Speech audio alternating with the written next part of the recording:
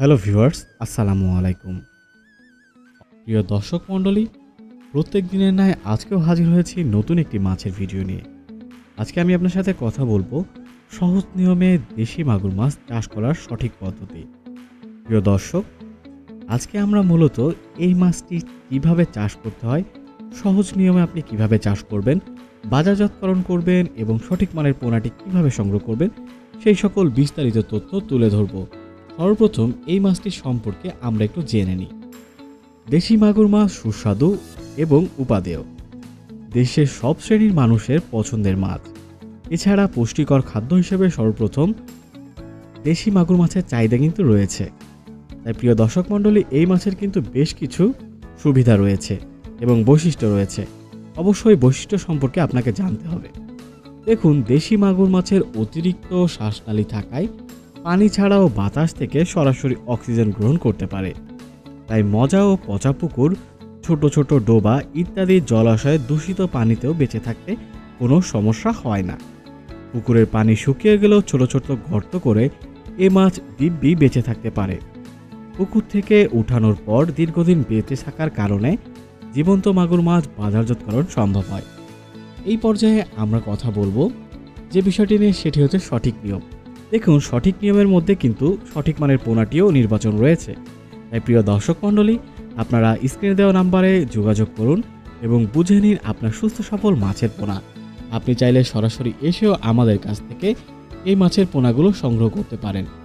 প্রিয় দর্শক, যেহেতু আমরা নিজস্ব পরিবহন দ্বারা প্রত্যেকটি মাছের গুণগত মান ঠিক রাখি, তাই আপনি চাইলে অনলাইনেও কিন্তু আমাদের কাছ থেকে অর্ডার করতে পারেন এবং আমাদের ডেসক্রিপশন বক্সে আমাদের ঠিকানা দেওয়া থাকবে, সেখানে যোগাযোগ করতে পারেন।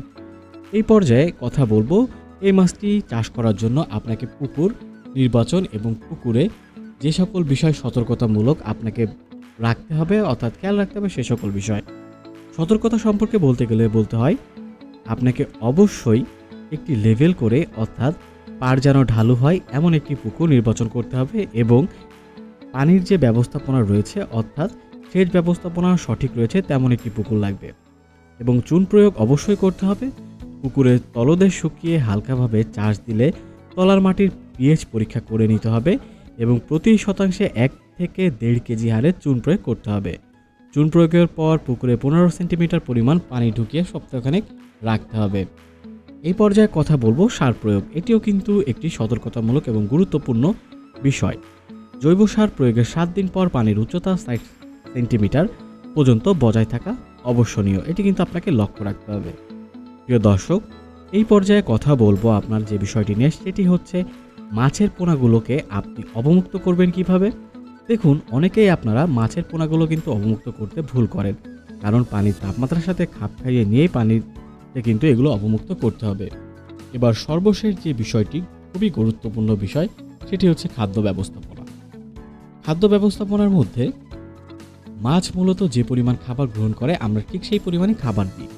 মাগুর মূলত জলাশয়ের তলদেশে খাবার খেয়ে জীবন ধারণ করে।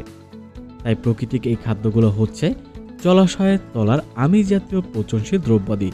আমি আপনাদেরকে যেভাবে একটি পুকুর প্রস্তুতের কথা বলেছি, এইভাবে করলে অবশ্যই কিন্তু এই সকল প্রিয় দর্শক মণ্ডলী, আপনারা যারা মাগুর মাছ চাষ করতে চাচ্ছেন তারা আজই আমাদের স্ক্রিনে দেওয়া নাম্বারে যোগাযোগ করুন এবং বুঝে নিন আপনার সুস্থ সবল মাছের পোনাটি। ধন্যবাদ।